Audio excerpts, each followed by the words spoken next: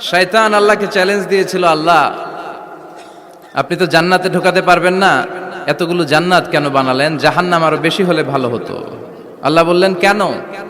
শয়তান বলে, আল্লাহ এই সবগুলারে আমি ওয়াসওয়াসা দিয়ে মুনাফিক বানিয়ে নাস্তিক বানিয়ে জাহান্নামে ঢুকাবো।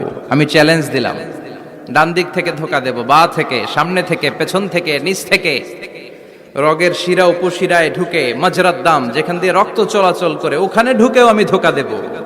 তো আপনি জান্নাতে ঢুকাবেন কেনমে? আল্লাহ বললেন তুমি আমারও চ্যালেঞ্জ দাও, এত বড় সাহস? আমি তো সব রাজার বড় রাজা, মহারাজা। চিৎকার করে বলেন ঠিক কিনা? মহারাজার সাথে চ্যালেঞ্জ দেয়া যায় না। তুমি আমাকে চ্যালেঞ্জ দাও, ওকে ডান, আই টেক ইউর চ্যালেঞ্জ। আমিও তোমার চ্যালেঞ্জ নিলাম। তুমি আজীবন ধোকা দিবা, আজীবন তুমি গুমরা করবা, বেনামাজি বানাবা, জালিম বানাবা।